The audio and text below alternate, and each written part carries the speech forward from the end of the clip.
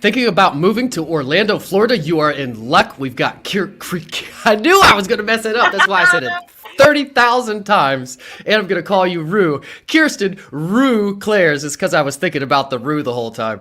Right here beside me. Say hi to everybody. Hey, everybody. Come on down. And I'm going to call... Yeah, we're gonna get to that. It's about double what it is here, I think, right now, and that's pretty good. And we're jealous here. Well, I will say some of us are jealous. I kind of like the cold here and there, but it does get old after a while. So we've got Rue here down there in the warm in Orlando, Florida. If you want to learn what it's like there, or just to visit for vacation, even if you're not moving there or whatever, this is Want to Move There, the show dedicated to all humans, giving them the information they need to decide whether or not they want to move to a different area from where they are, or in this case, vacation, because this is a huge vacation place. So it's going to be good for all of that too. And realtors are always the best tour guides and can tell you the best places, both the touristy places and the non-touristy places if you want to hit them up. I am your host, DerekBicksler, realtor of 15 years right here in central Pennsylvania. I grew up on the hill, as we call it, here in Harrisburg, Pennsylvania. Went to Mechanicsburg High School in Mechanicsburg, Pennsylvania. Go Wildcats. And went up to Penn College of Technology in Williamsport. You guessed it, Pennsylvania. So I'm born and raised here. Contact me if you need to buy or sell a home anywhere in Pennsylvania, and especially in central Pennsylvania. Call me, text me, email me, throw a rock through my window, send a carrier pigeon, whatever you need to do. I still want to hear from you. We're still pretty low on inventory here in February 2nd of 2022, and we will see what it's like from Rue in Orlando right now. I'm guessing it's pretty much the same. Whether you're watching live or on a replay, ask a question in the comments, or if you know one of us, hit us up in the comments and say hello and say where you're watching or listening from, and a reply. Reminder that all the replays are on YouTube, Instagram, LinkedIn, Facebook, iTunes, Spotify, Google Play, all the audio places, all the video places. So wherever you like to consume your content, it's there waiting for you. And without further ado, I'll shut my big mouth and let Kirsten Rue, and we're going to call her Rue for the rest of the show, Klaers, realtor in Orlando, Florida, with us. Say hi to everybody and tell us the last movie that you watched. I know you don't watch it. You can still explain that or whatever. So say hi.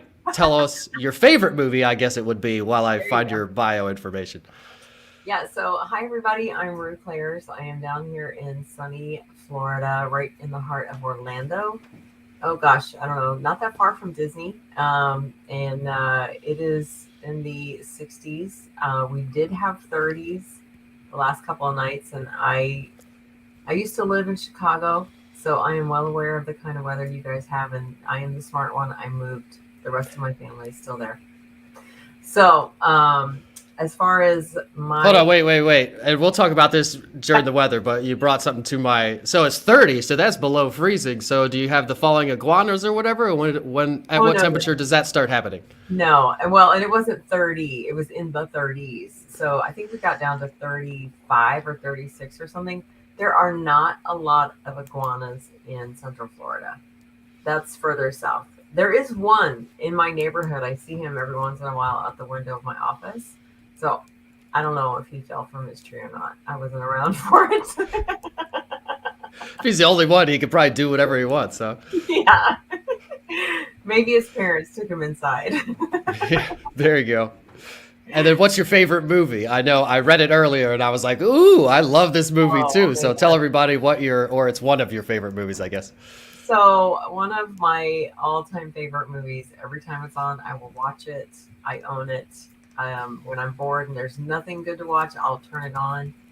Fifth Element with the very handsome Bruce Willis in there, Chris Tucker, and Mila Stroglovich or something like that. She's my husband's favorite.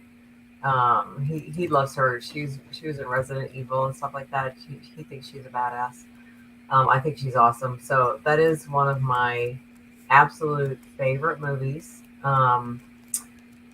I used to do shows at different anime cons, and my husband made the Fifth Element necklace where you wear the stones and you could be the fifth element. And we had many a conversation or relationship live and die in front of our booth when one of them had never seen the movie. So it's so it's like a cosplay convention or something? Yeah, we used to do MegaCon and a couple other ones. That's a big one. MegaCon is the most well known down here in Orlando. But yeah, we'd have a lot of people one of them would be like, "Oh my gosh, it's the Fifth Element," and the other person like, "What's that? Why am I in a relationship with you? We have to go home and watch this movie right now."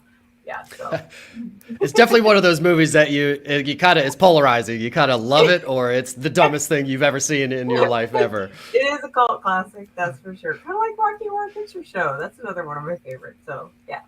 Yes, that one. I'm on the not liking it. I don't hate it, but I'm not. It's kind of odd. I don't know. I always found it just odd for some reason or something. I Oh, don't know it's a why. trip. I think it's supposed to be an acid trip on some level. Somewhere. Where do you stand on Nacho Libre? Have you ever seen that? I've only seen that one time. So I don't have good or bad memories of it. I have just it's got Jack Black in it, right? Am I right? It does. Yes. And so I think it's a lot. It's a movie that is a lot of movie. It's a lot of. It is. I mean, it's one of the. It's weird. It's weird, and it's one of those. You either think it's the most funniest thing ever, or it's the dumbest thing ever. And he does this probably offensive now accent, I suppose. There are a lot of movies that you watch now, and you're like, I probably couldn't do that now, but it was hilarious. Yeah. So Fifth Element. Oh, I was gonna ask, do you own it on Blu-ray or DVD, or have you always owned it and you've bought it each way up, or did you just buy it recently on like in the cloud or something? I probably have it as a DVD, and then recently bought it on Prime, so I have it all the time wherever I go. Yeah, that's great. I think Amazon translates to most of the different platforms, Apple, Android, all the different things. So that's a good place to buy stuff a lot of the times, I think. And now I got your bio up here, so I'm going to tell everybody a little bit about you. You grew up not down there, but kind of close to there, Columbus, Georgia. How far of a drive from where you are now would that be? It's about 8 hours, depending on how fast you drive. Would you go to Florida for vacations when you were in Columbus? It's so funny.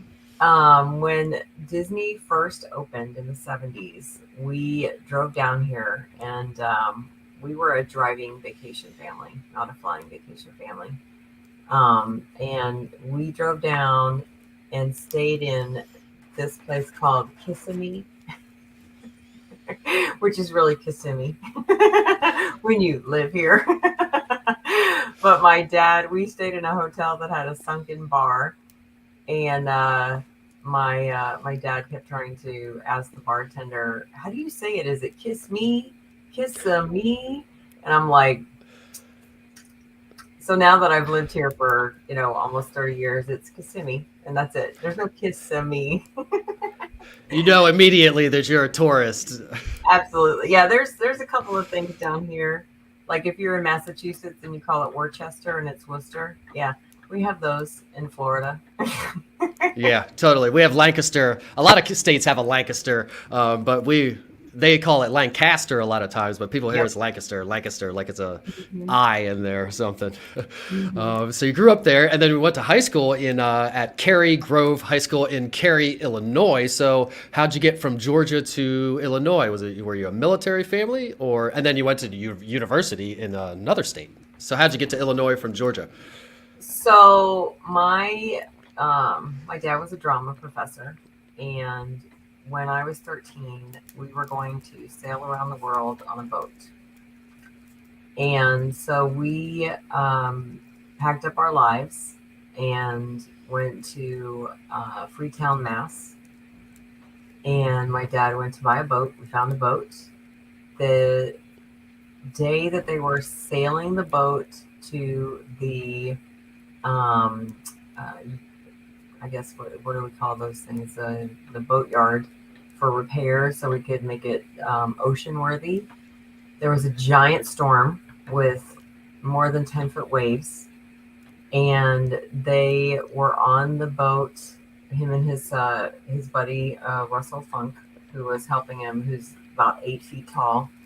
And the only reason this is important is because they had a wooden dinghy, and Russell got in the dinghy, and the hull of the boat was higher than Russell's head on the crest of the wave. And they decided that was unsafe. He got back in the boat. The keel broke off on the boat. The mast broke off on the boat. The boat sank. The Coast Guard saved my dad. And then we had to move to Illinois because we had no money. All the money went down with the ship, and we lived with my uncle. That is how I ended up in Cary, Illinois. I did not. That's a crazy story. Oh yeah, didn't get to sail around the world. Started high school as a sophomore because I did correspondence school as a freshman, and then the next thing I wanted to do, I wanted to be, for some wild and crazy reason, I wanted to be a CPA. And I don't know if you've met many CPAs, but I don't really have a CPA personality, if you will. And I grew up in the theater, so I'm really not a CPA. I was good at math, and I learned. I was going to go to my parents' alma mater in Quincy, Illinois. Hated it. Small town school. Went to Marquette. Loved it. Decided to go there and ended up. It's only an hour away from my folks, so I was in Milwaukee, Wisconsin for 4 years. Loved Milwaukee, and was fortunate enough to be hired by Sears, and they said, "Hey, we have a job in Orlando." And I said, "God, thank you. Get me out of this weather." And that's how I ended up here. Oh, okay. So that's how you got down to Florida, but you weren't selling real estate. So, well, no, I'm gonna finish your bio, and then I'm gonna ask you how you got from that to selling real estate now. And I also want to know what the mascot is for Cary-Grove, so all the people out there that might go to Cary-Grove can hear you say "Go Fighting Whatever." What are they? Well, it's Trojans. So if you can imagine high school with a mascot of Trojans, it's a fun time. At least it's strong and aggressive. The town I live in, and my kids go to, we're the bubblers because it's we're in boiling springs, and the springs bubble up and make this like. So they're the bubblers. It's not the most intimidating mascot. Yeah, I think I'd rather be a Trojan than a bubbler all day. Yeah, but I hear you. Every joke would have been about that for sure. Oh God, it was a great time. Great time. And then what was the mascot at Marquette? Is that a pretty big school? Yeah, Marquette was huge. They were known for their business administration and their dental. And honestly, I can't think of it right now. I don't even know what the mascot was. I'm gonna have to Google it. You obviously didn't go to the football and basketball games very often. Well, no, if they had teams, do they have? It was big, so they probably did. We were pretty big in basketball. I went to classes with a number of basketball. There was this one guy. He was so tall, and he was in my speech class. And when he would sit in the back of the room because he was like 8 feet tall, his thighs were as big as my hips. He was so tall, and I'm just like, when he's walking by, you're like, wow. Giant dude. And his name Taller or as tall as your dad's friend? Who, by the way, you said the Coast Guard saved your dad, so I'm still thinking, did that guy go down with the ship, or what happened there? They saved both of them. Yeah, both of them were saved. No one went down with the ship, just the ship. And who was taller, this dude in class or your dad's friend? Oh, the guy in class was much taller. He was an actual basketball athlete. Oh yeah, and he was the shortest guy on the team. He was one of the shorter guys. His name was Tom something. Nice guy. But yeah, he was definitely in speech class to get a credit so he could graduate. He wasn't there for the smart aspect of it all. Yeah. I think most people are in speech class because it's some kind of requirement. Most people shy away from that, I would think. If they could, they wouldn't take it. Some would, maybe, but favorite color? Your favorite color is lime green. I appreciate that you didn't put blue, so I like the lime green. What would be your second favorite if you had to pick a second favorite? Oh, seafoam green. I like green. So like a really dark, pale kind of green. That sounds like a good green for like a wall color, maybe a real pale version. I love seafoam green. It's just a happy, light, airy kind of green. Then lime green is more in your face green. So bold. It's a bold green. But I don't like. I don't like Girl Scout green. Emerald green is okay. I like sage. I'm a green girl. I'm in the green family. That's where I like to live. Nice. You should check out Big Brothers Big Sisters new branding. They just switched it to Oh, black and this kind of like fluorescent-y green kind of color yeah. because they're trying to attract. I think they're having problems getting men, so they're kind of went a little bit more masculine with their So they branding. think I that's don't think I masculine. know because I'm involved with them, Okay. but yeah, their color's awesome. I love their new branding. They sent it to. I was like, well, it worked. I like it. Cool. I'm gonna check it Yeah. out. Your favorite food is chocolate and sushi, And not I chocolate sushi like I read it before we got on the air here. So, chocolate, what would be your go-to if you're going to the grocery store picking up the normal chocolate that you have nightly or however often you have it? What are you getting? I would get a Reese's cup or a Heath bar. Okay, so you like something else with your chocolate also. I like a little flavor with my chocolate. I love, and the other thing I really love is cayenne in your chocolate. There's a Ghirardelli bar that has spicy chocolate. That's really yummy. Huh. So Yeah, I've heard. Actually, I've had somebody gave me. I did a podcast episode with a hot sauce maker locally here. Torchbearers hot sauce. Shout out to ooh, nice. Torchbearers. Awesome sauces, all fresh. They don't use vinegar in it. Blah blah blah. But made locally, and they gave me. They're in some like hot stuff of the month club or something. And when I was there, they gave me this chocolate bar to take with me. I underestimated how hot it was.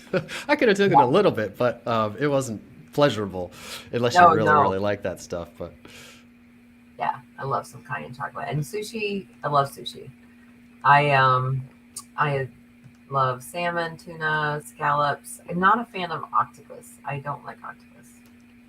and you just get But it like sashimi, or are there rolls that you like to get it in? well, I right now I'm on the low carb land, so sashimi is my go-to. One of my favorites is a volcano roll where they take shredded crab in a lovely spicy mayo sauce, and then they have it on top of. I don't know exactly what the roll is underneath because I really just like the crab on top, but um, Mm. And some of that yum yum sauce. I like me some yum yum sauce. yeah, and I like a lot of seafood. Like I love a good crab boil, and I love raw oysters. We have a restaurant here called Lee and Rick's, which is the OG.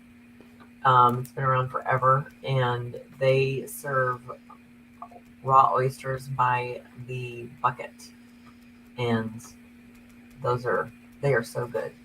To take home and cook. No, no, no. You sit at the bar. You can do that too, but you sit at the bar and they shuck them for you. They've got like Oh, this. even better.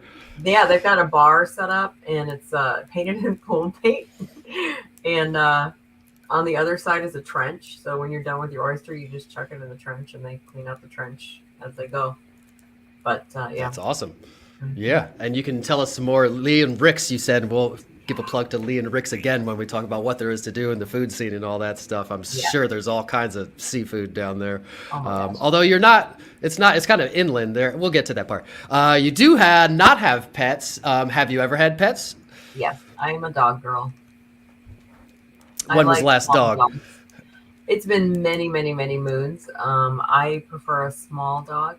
I grew up with dachshunds. I like long hair dachshunds. I tried to talk my husband into getting me a Chinese crested at one point, and it's basically a hairless Chihuahua with hair on the feet. It's got hair here, a mohawk, and a little tuft on the end of his tail. And he's like, "There's no way I will ever own a dog like that." So I can't have one of those until he's no longer I gracing I this can't earth. I can't blame him on that one. And it also sounds like said weird dog for the sake of being weird is also probably really expensive too, right? Oh God, yes, yes. They're not a cheap dog. Mm-mm, no. But they probably live forever. Those tiny dogs live Oh. like 25 years or something, don't they? Maybe not that long, but No, no, no. I think the lifespan is somewhere in the 12 to 17 range for a dog. okay. Yeah, yeah. The 12 I would feel like was short. I got 15 out of my black lab. Maybe The that was the above bigger average. they are, the more their bodies break down faster because they're like my daughter has a Great Dane, and she is super tall, Like she can look me right in the eye when I'm sitting down at the table. It's crazy. But Yeah, they have a shorter lifespan for sure. Yeah, it's like mine. The hips went out, and then everything else was fine, but I can't carry him around and pee. And yeah, you just get to a point where it has to happen. They could live longer, but yeah, Yeah, and totally. it's not fair. It's not fair to them. They shouldn't. No. And that's why I don't have another one, because I went through that with my first dog, I don't know, 5 years ago, and I don't want to go through that ever again. So I'm scarred for life maybe at this point. Until my kids start bugging the crap out of us for some kind of pet, maybe we'll start with a fish or something. If they want it to be more interesting, we can get 2 beta fish and we'll fight them together or something. Get a No, I won't do that, Eddie PETA people. I will not fight betas. No, you only get 1 beta at a time. Yeah. Although you do buy feeder fish and feed living mice to pets and stuff, so I don't know if it's whatever. No pets for you. You do have kids, like you mentioned a little bit.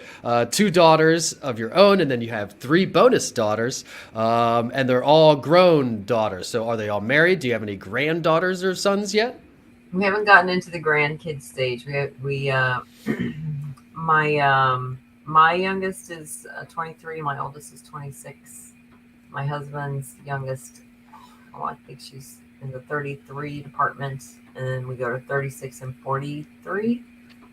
Everybody's kind of like 10-ish years apart. So my oldest bonus daughter is married and has been for 3 or 4 years. He's a lovely chap from England. He's a Brit. So he teaches us all sorts of good slang. And then my husband's youngest daughter. Hold on. What's the best British slang? Oh, well, or one phrase. You're knackered and bloody hell. Sure, we all know that one. So yeah, there's some guttural, I'm sure, that I can't remember right now, but yeah, he's always coming up with some slang and we're like, what is that? And then he has to explain it. So we love it. My 2 daughters have fairly steady significant others, and my husband's middle daughter is readily available, and she is a very creative girl. She's an artist. My youngest is an artist. My oldest is in the movie industry. She does costuming. She sews costumes. She's been working for a number of movies that I'm not allowed to talk about. Ooh. Yeah. When they come out, you can talk about them. Yeah, is that the rule? I'm not allowed to talk about them, because if I do, then she could be out of a job. There you go. It's like being in the CIA or something. Yeah, I'd have the mob or something. Yeah, and you mentioned that you are married, obviously. That's where the bonus daughters came from, to JD. Yeah. And you're all artsy, so you got all the arts in your kids, and then you also still make handcrafted jewelry and accessories. So tell us a little bit about that. What are most artists choose as substrate? Am I wrong here? Like, do you work with like metal or wood, or is there some certain thing you like to work with, or? So I am a master of putting parts together. I really enjoy steampunk. My favorite thing I ever made was a hot air balloon out of a light bulb, and that turned into a necklace, and that was one of my favorites. And the other favorite thing that I've made is a steampunk tiara, where it uses a lot of hands from clocks and gears and stuff to make it very, very unique and different. And so that kind of stemmed from, I started out making cigar box purses. My favorite cigar box was the Vitruvian Man, and actually had gears and things on it. And I love doing that one. I also made a Clockwork orange purse, which was basically an orange, and the insides were clockwork coming out of it and dangling down. So always a little cheeky, And then my husband welds, and he makes all sorts of stuff. Um, Anything from porches to carts for a friend who does movie stuff as well. Huh, that's cool. Or if you need some part made, some little part made for something you're making or something, he can hook you up. Yep, yep. Have you sold anything? Do you do it? Because I've seen steampunk pieces in shops around here, local shops from local artists or whatever, and they seem somewhat pricey. So it seems like there Oh might yeah. be a business there. Yeah. I mean, let's put it this way. It's a nano business.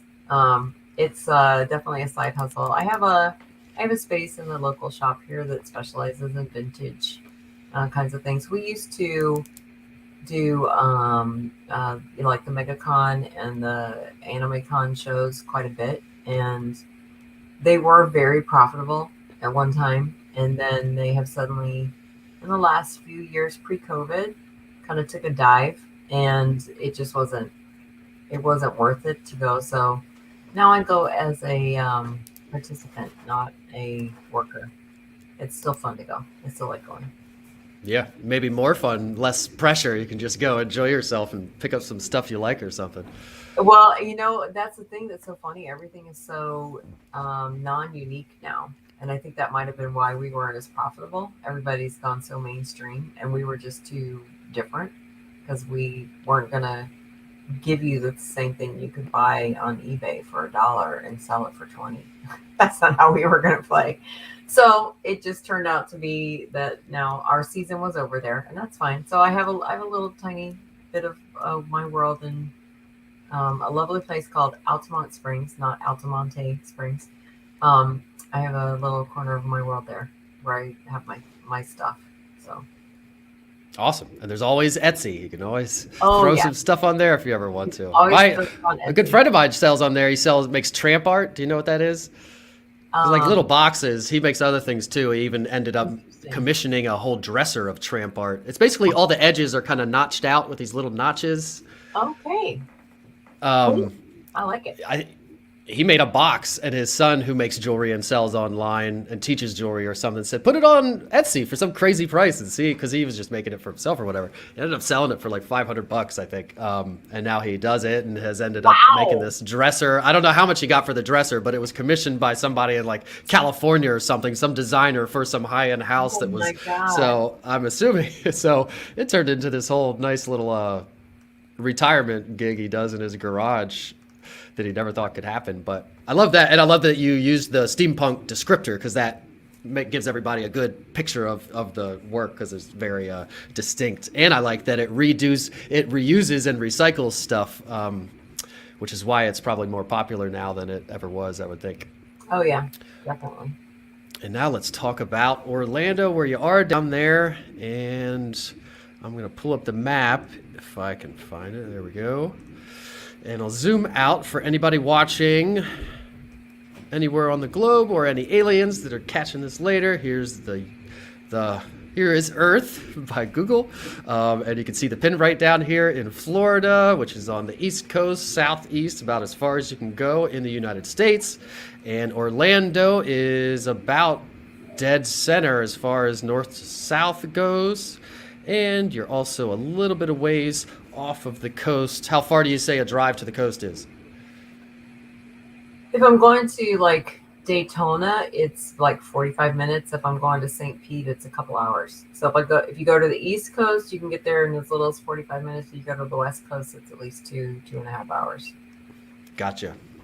And it is 60 degrees down there, like we touched on, twice what it is here, roughly, I think. And right Woo! now it's tiny bit warmer than it has been.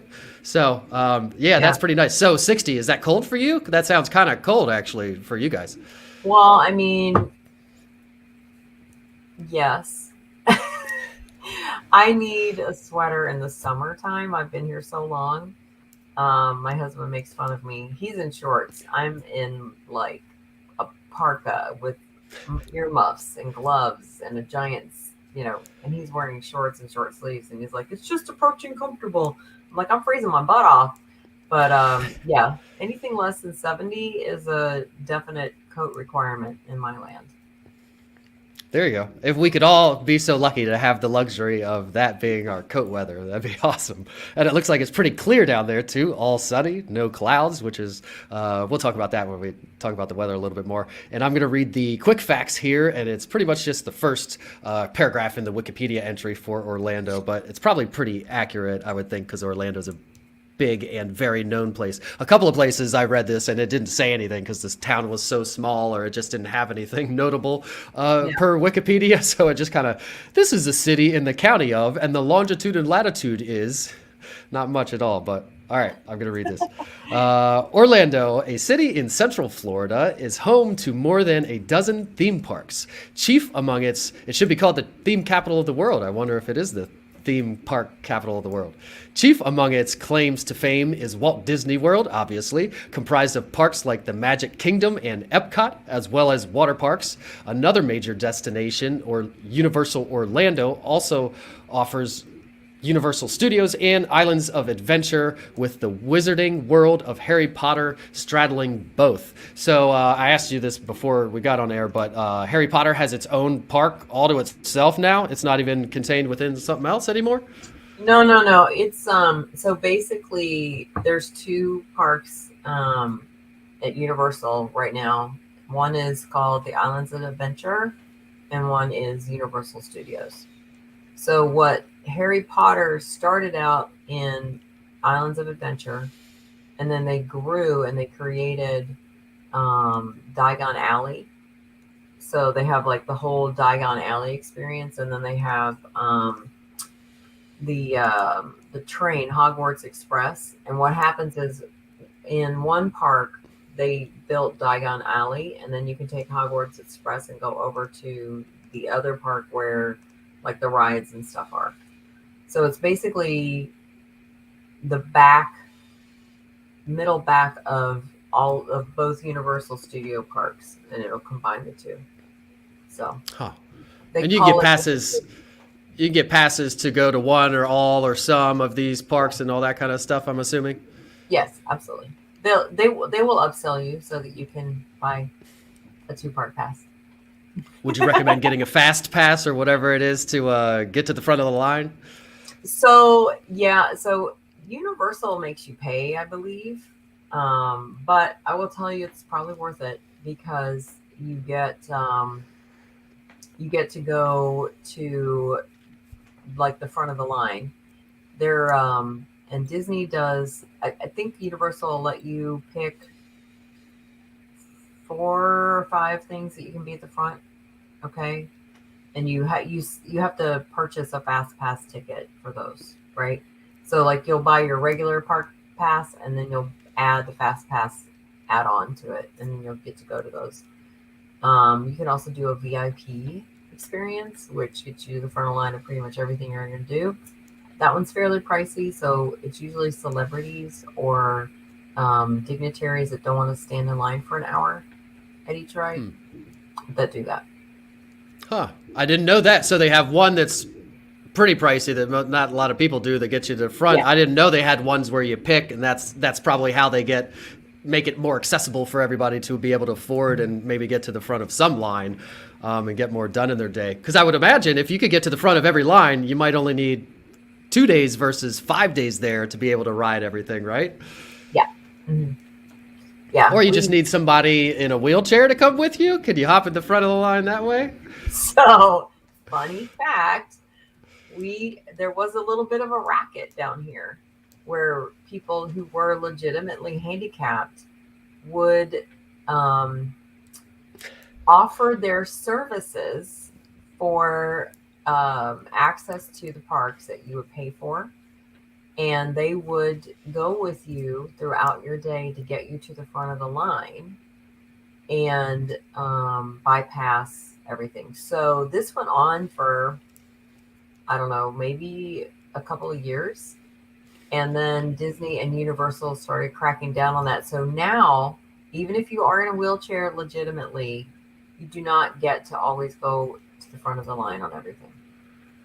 Oh, so you still have to wait in the same line, or they somehow keep track of it and you're some other line? Oh, no, you're still in the same line. Huh. Yeah, I mean, you when you get there, but it used to be It used to be you had a whole separate entrance that you would go just so that you wouldn't go through the queue. So yeah.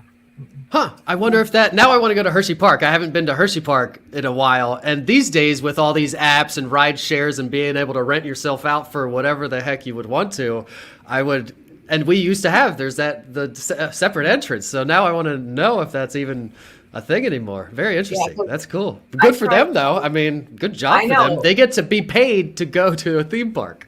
I know. My husband was so mad when they caught on. He's like, those poor guys, that was great for them. Come on. And now it's like, nope. Yeah, got to find some other way to cheat the system to get to the front of the line, I guess. I know. Just get a job there. Or that probably doesn't help. You get in free, but you don't get to the front of the line if you work there. Yeah, no, there's no front of the line cutsies for you if you work there. So if people are coming down there to hit up Disney World and all the theme parks there and theme park capital of the world, we're just going to call it that. I don't know if it's that, but we're going to call it the theme park capital of the world. What can they expect to see when they land that plane? Is it typical Florida with palm trees and that kind of thing? So one of the things that my dad always comments on when he comes down here is he is always impressed with how much water there is right about where the landing strip is. And he's just like fascinated because we really have just a lot of lakes around. In all of Florida is at the lowest. What is that map that tells you the like sea level? Yeah, that sea level map. Elevation. Yeah, thank you. It's all green. It's all the same color. There's no hills or anything here. And so so when you're landing, all of those lakes there, they get a little bit big when you're coming down the runway. And we have no topsoil here. We only have sand, so we don't have a filtration system. So if you put pesticides on your grass, they get in the water. So we have to chlorinate all of our water to make it drinkable. But the other fun thing about that is that then we also have sinkholes. So when we have a drought, there are pockets of land that no longer were filled up with water that will sink and take houses and people with them. So that's a fun thing. But as far as when you land, we don't have a ton of palm trees like you would see in Miami or Fort Lauderdale. They're definitely more palm tree focused. We have oak and, we do have palm trees, but we also have, normal oak. We don't have maple like, up north where they have the beautiful leaves and stuff. It's either green or brown here. We don't have any of that pretty red. And if you have grass, is it purposely planted grass and of a different variety? I feel like Florida grass that's in yards is this really hard, like desert grass that'll grow in anything. It's not like our nice, soft, plush grass up here. Oh God, no. Is that a thing, or am I just imagining that? No, if you had this grass in Pennsylvania, you'd kill it because it would be considered a weed. It's like what you would call crabgrass up there. And it is very thick blades. It's called St. Augustine, or zoysia is another one that seems to be a little drought intolerant. The thing about our grass is you cannot do seed here. You just lay it down. You have to go buy sod. There is no seed growing sand, nothing like that. Because you have to bring the topsoil with you also. Probably. There's just never no one. Because the sod would have that with it. Yeah, that makes sense.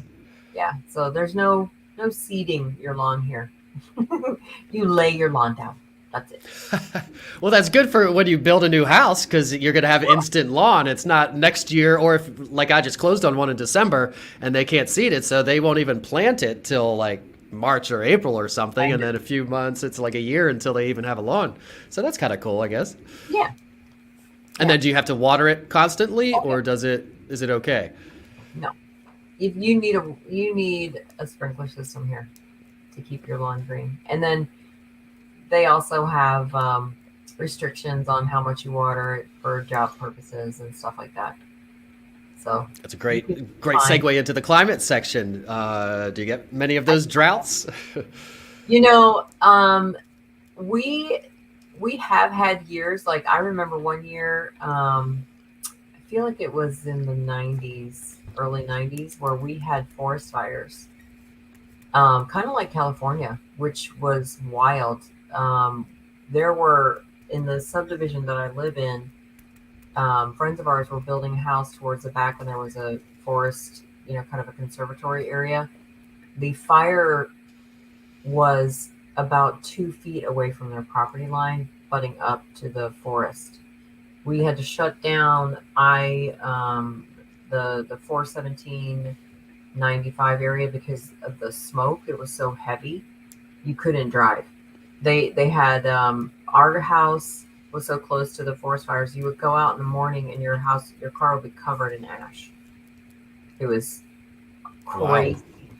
And that's And caused by drought and just being dry? absolutely, there was And then not a something park. sparks it? Yep. And there were cute little kids decided to go out and build a fire, and or smoke in the woods, or everything that Smokey tells you not to do. They did it, and we had just tremendous blazes, and that was all over the state of Florida. I just was fortunate enough to live right down the street from one, but you could. It was so difficult to breathe. It really was like living in California. We had smog. When you walk outside, they had air hazard advisories. It was terrible. We haven't had anything like that since, and that's probably because all of the dead brush is gone. But they do now do controlled burns to alleviate that, because we've never had that. I've been living here for almost 30 years, and that was wild when that happened. Um, and then as far as typically during the winter, the only time it rains is when it's going to get colder. That's our cold front.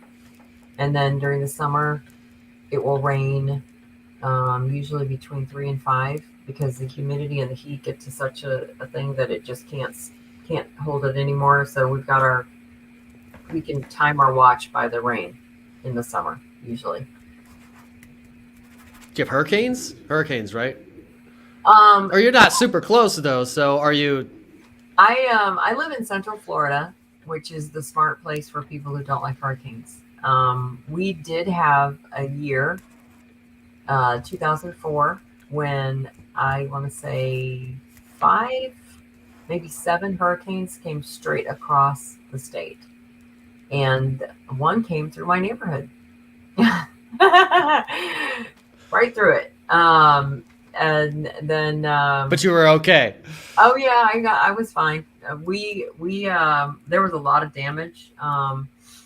I was very fortunate. Very little happened to my house, but down the street, like, trees were just snapped off, like a apple stem when you spin the apple. Boom, trees down on the ground. Sidewalks were crumbled. We had so many trees in the road. You couldn't drive through. And fortunately, about 5 or 6 years, actually maybe 10 years ahead of that, there was this lovely hurricane named Andrew that came through Miami and leveled places like Homestead, which I think are still digging out to this day. And this has been 20 something years.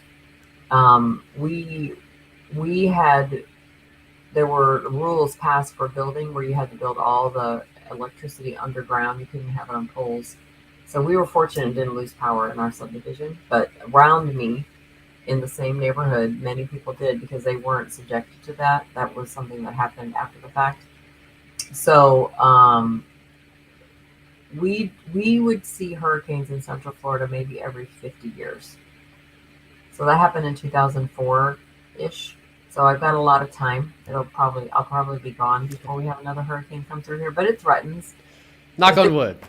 Yeah, the thing that you think that they have memes about this all the time, but truly, it's got to be a major hurricane for anyone in Florida and Orlando to give a rip about it. So we all refer to this guy named Tom Terry. And when Tom Terry takes his necktie off and rolls up his sleeves, we're in trouble.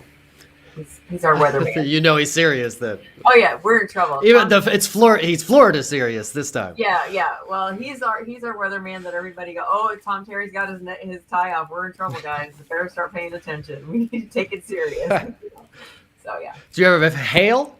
Because I think hail, which is frozen thing, but it does happen in hot places. I think, right? Oh sure, we've had hailstorms. I've had a couple of cars ruined from hail. Mm-hmm. Yeah. And then the lakes, which you said, and we saw on the map, are looks like literally everywhere. It looks like at any point, anywhere where you stand, you could dig down 2 feet and you're going to hit water. The water table is really close to the surface. Oh, so, yeah. Question number 1, do you have basements or are they on slab? And then number 2, so they are on slab. And then question number 2, do you have to have flood insurance like everywhere? You said everything is at that elevation, and usually the FEMA flood insurance is based on some elevation. So is everything, or is there like a different, how does the insurance go? So it's so funny because I've had a number of people coming down here from up there and saying, I'm really worried about floods. And I'm like, we don't have floods here. My dad lives in Illinois and he's got more floods going on in Illinois than I've ever seen in Orlando. But I think if you're close to the coast, you might have a little more opportunity for flood zone. But in the Orlando, Central Florida region, we are at a flood zone of X or AE. It's very rare that I see AE. It happens every once in a while, and then you just need to get a certificate from your governing board that you're not going to flood, so that you don't have to get flood insurance. But flood insurance is extra down here because they don't typically have it. It just doesn't normally have. It's not like, I know there's some places where people build their homes on a floodplain and they have to have a basement that breaks away so they don't take their house with them. We don't have any of that here. And we don't have basements because if you dig into the soil, you create a sinkhole. Basements, there might be in the whole state of Florida 100 houses with a basement. Wow. Yeah. I mean, it saves cost on building the house. It's also kind of, half the people don't even go down there. I showed houses just this past week, and they won't even, there's like 1920s houses, so they're kind of gross basements, but typical. I mean, all the houses we're looking at are going to look like this, so get used to having a basement made out of stone and kind of creepy crawly, but it's standing and it's in fine shape. So a lot of people would be fine with doing without a basement, and it's less complicated, and in a hot climate, you don't, a lot of it, some of it is for a buffer too. So your floor isn't completely frozen here like you would have if you just had a slab house. Your feet would always be cold. So that's why you'll see, even if people don't want a basement, you'll see the crawl space or whatever. But okay. Yeah. And anything else about the weather? Do storms, you mentioned storms, do they come and go like they do in Florida? It seems like they appear out of nowhere for 10 minutes and then go away. Exactly.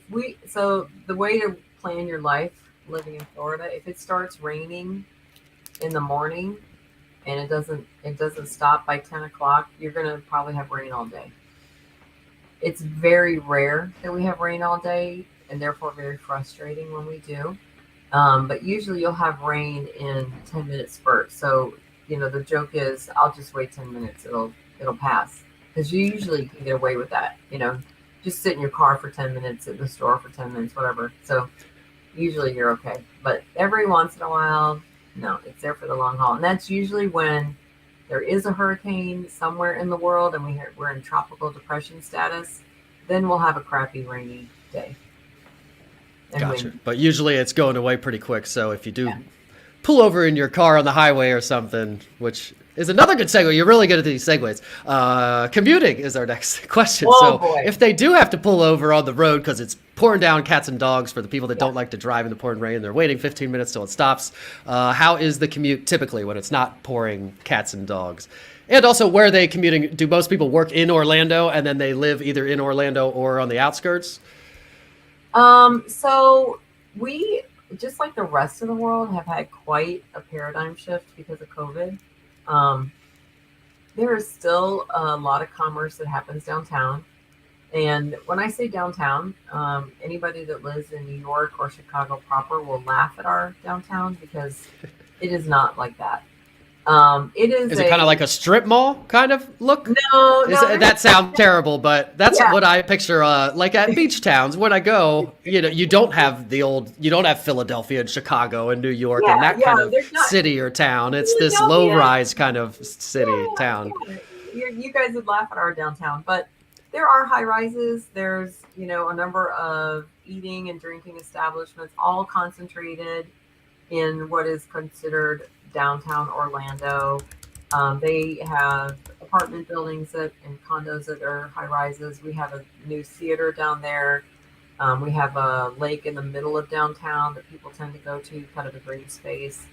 Um, it's very walkable if you live there. There is no mass transit worth talking about. We do have a thing called Lynx, which is a bus system. But when I lived in Milwaukee, you could catch a bus every 10 minutes. When I visit my daughter in New York, my husband's youngest daughter in New York, you got the subway trains. We don't have anything like that.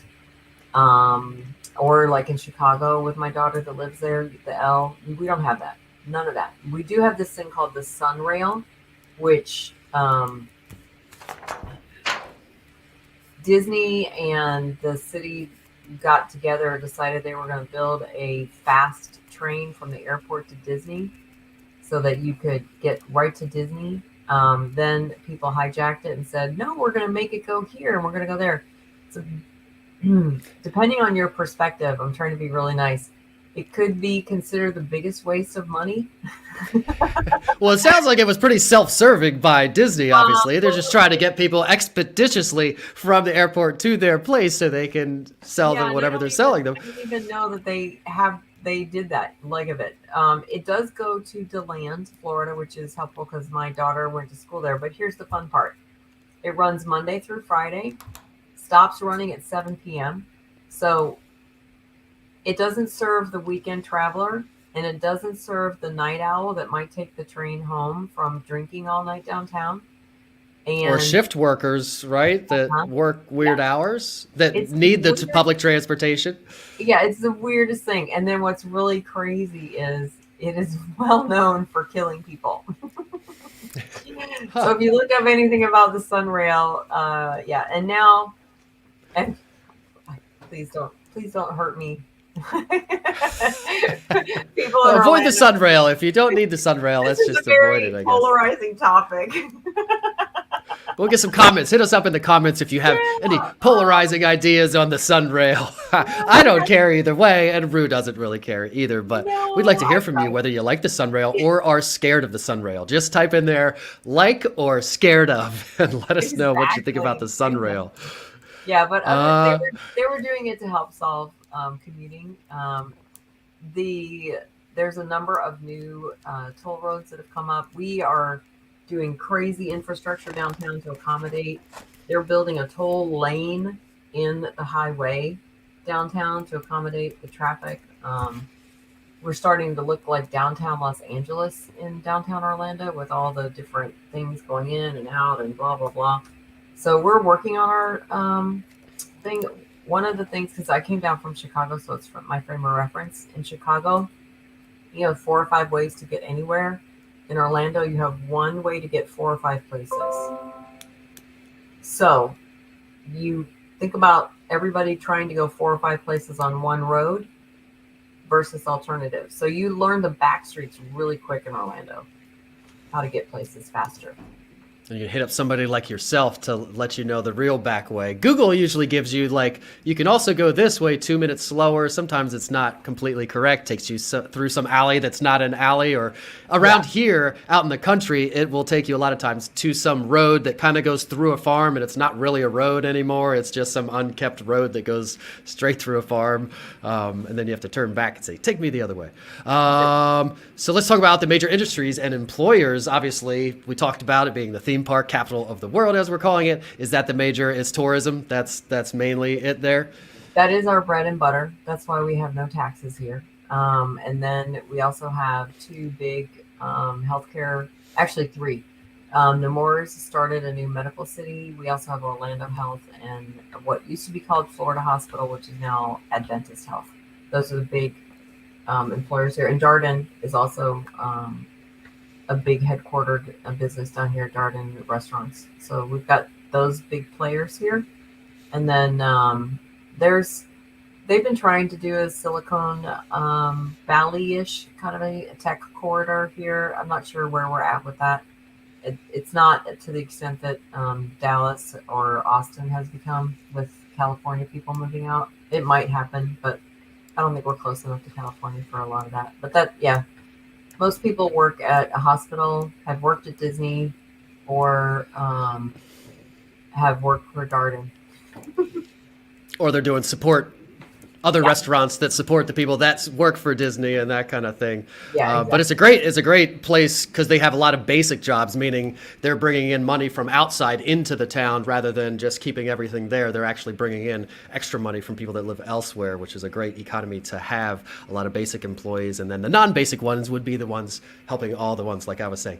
Let's talk about what there is to do. We talked about food a little bit. What was that place? I threw my note away. What was that? Lee and Rick's? Is that what it was? Yeah, been around since I think the 50s. They've been around a long time. So generally good seafood down there? Lee and Rick's, you go there for the raw oysters. That's why you go there. They have lovely fried shrimp platter and some other things, but you go there for the oysters. And please don't expect any cocktails. You're going to get beer and wine in a it's a dive, and there aren't many in Orlando. A lot of dives have gone the way of the Disneyfication. I think that's the word. So Lee and Rick's is one of the main dives that has survived. They're awesome. And then there's another place called Linda's. It's the oldest steakhouse here. If you like steak, you would do Del Frisco's, Charlie's Steakhouse. There's we just started doing crab boils, if you would, what they would call them up there, where they come in the big low country type of scenario. Sure. And then seafood, you're going to find good seafood. We have all the chains in the world, the Outbacks and all that good stuff, what everybody would expect to see somewhere else. So it's harder to find a unique Florida, just Orlando style. You really when Disney comes to town, rents tend to go up, and then the mom and pops tend to not, unless they had bought their building, then maybe. But even then they sell their building and make a fortune selling it to Disney and just retire. So it does exactly what you're talking there. So is there any kind of like artsy, crafty scene, or there just isn't one? Like downtown, there's no like arts district where there's gastropub and like all the steampunk people hang out and. It's funny. Downtown Disney has character days where they'll do people come dressed in their 1800s attire. They'll do things like that. As far as we have festivals downtown Orlando, we have the Creative Festival. There's a number of little studios downtown, kind of an art district near some of the high rises there. Downtown they have done, there's a couple of places where they have, it's kind of like the OG Orlando where they're established, like Maxine's on Shine is a nice little tiny restaurant that no one else has. And then there's some other businesses that are, Seven Bites is a good place. So there's a lot of places that have cropped up that are smaller. They're determined and they're going to make it happen, but they're very few and far between when you get downtown, there's more of a conglomeration of that. Thornton Park is a big place. College Park, those are places that tend to have more of that individual flair.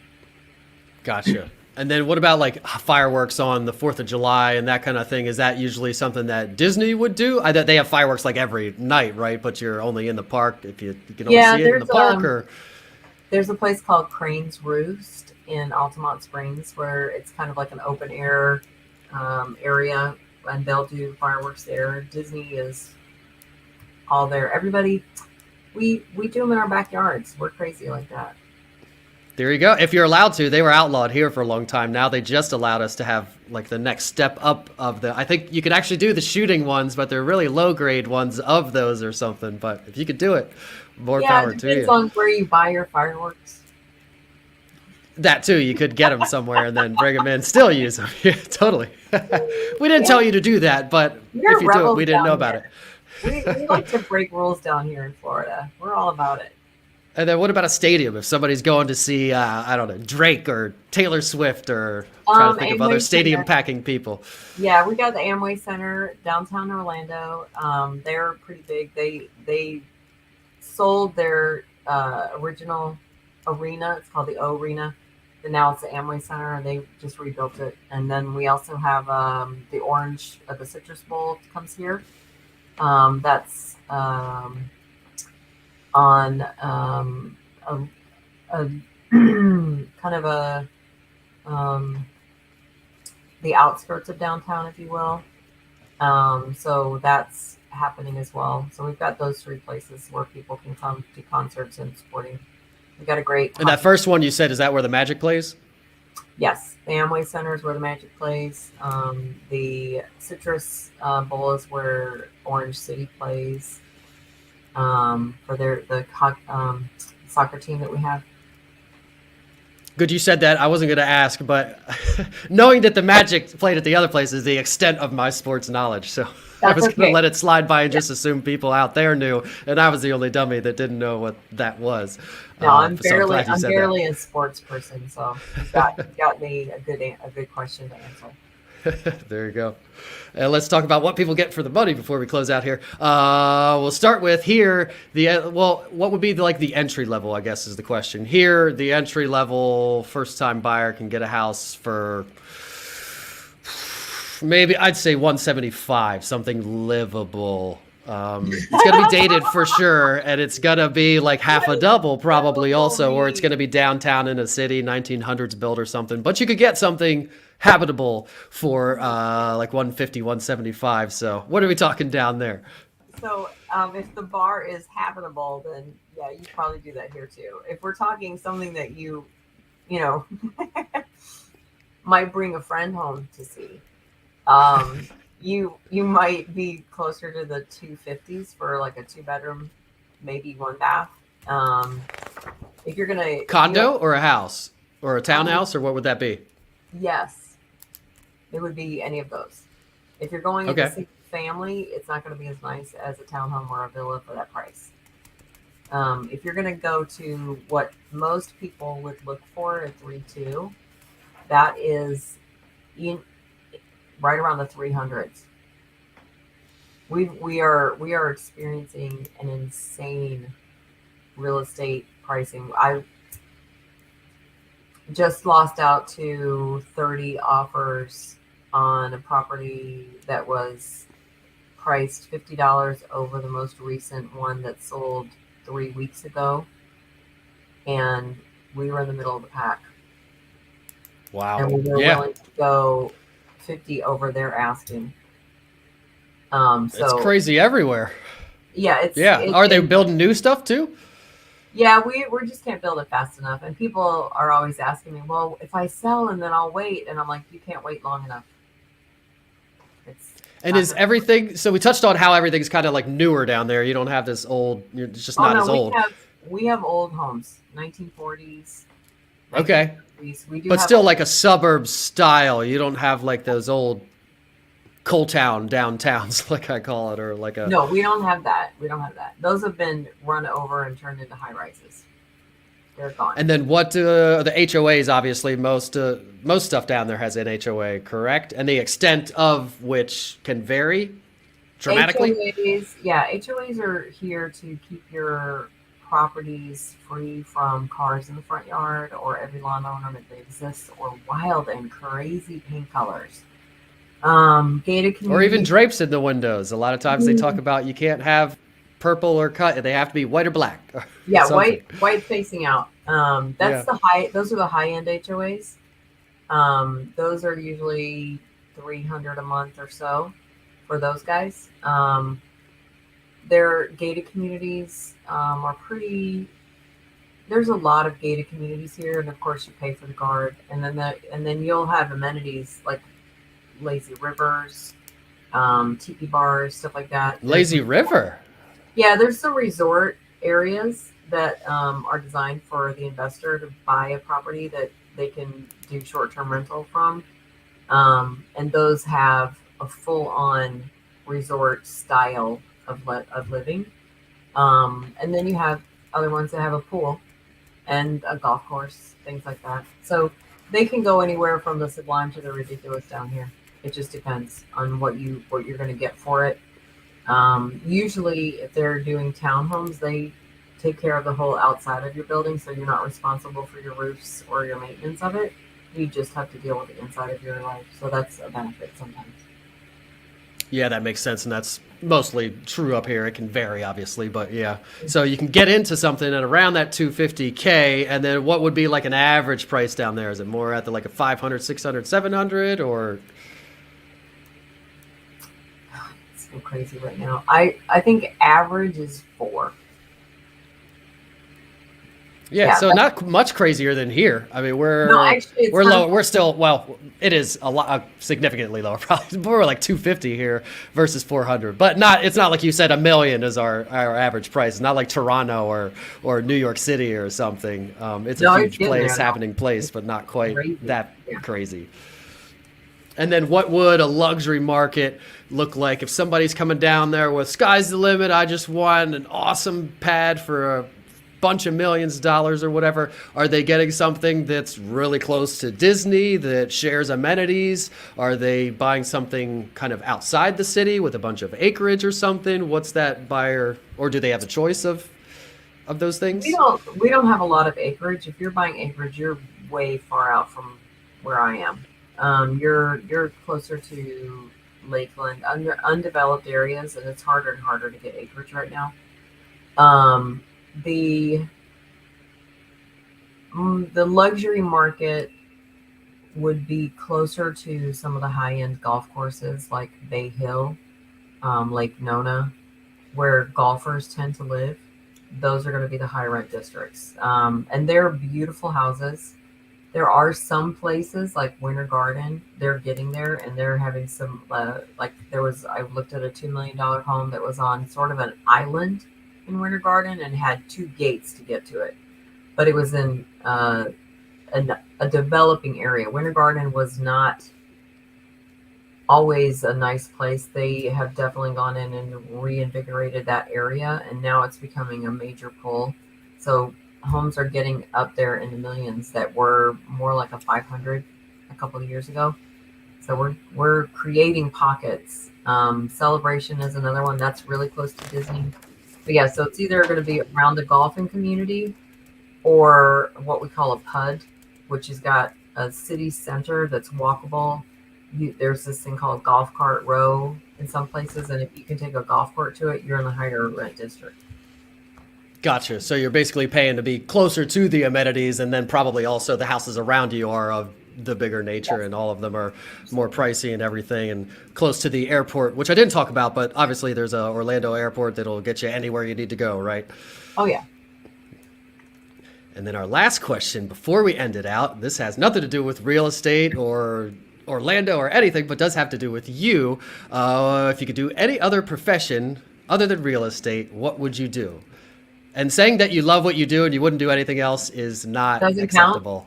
No, not that's acceptable. Okay. If I could do any other profession, I would be a professional TV watcher and eat bonbons and sit and watch TV. No, I'm kidding. Netflix and chill. There's even like a full term for it now. Yeah, I know. I also heard prime and grind. Oh, no, neither one of those are on my wavelength. I'm not sure. If Netflix and chill you could do by yourself. I know prime and grind. I think you have to do with another person. Yeah, I know.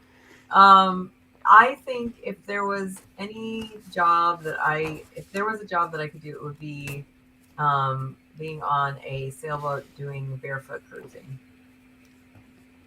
Nice. Bring it back to full circle with your dad. You never got to take that trip on a sailboat. Nope. And now you could. Did you ever learn how to sail? Did he know how to sail? No, it was all done before anybody even learned? No, we grew up on a sailboat.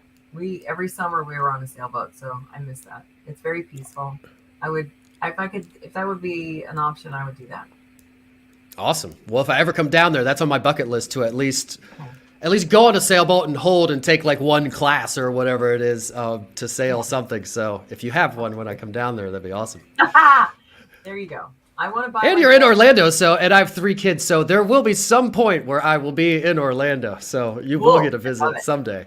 Definitely. And if you need to reach out to Rue at any time, you can look in the description, up or down, wherever you're watching or listening, and all the links to her socials and everything will be there, as well as her phone number and email and stuff. But how about you say your phone number, email, and website aloud so anybody that listening can jot it down? Absolutely. So you can reach me at 321-341-9285. You can also email me at Kirsten.Klaers at cbrealty.com and find me at yourhome-yourcastle.com here in Orlando, Florida. Or, you can Google me and find me that way. Yeah, we're not doing our job very well if you Google us and we don't pop up, especially with all the classes we be putting on Clubhouse and real estate all day and whatnot. So no excuses. So you can find Rue. Just Google her, Orlando Realtor, Rue. Put those 3 words in there and she should pop right up. But the links will be there for you to click on right now if you need to. Contact me if you need to buy or sell a house here in central Pennsylvania or anywhere around the country or globe. We've got a vast network of agents all over the place. So wherever you need to move to or from, I can help you out and connect you to the right professional in that area, like Rue in Orlando. You can call me, text me, email me, throw a rock through a window, send a carrier pigeon, whatever you need to do. I want to hear from you. And thanks everybody for watching and listening. Thank you for being here, Rue, and say goodbye to everybody. Bye, everybody.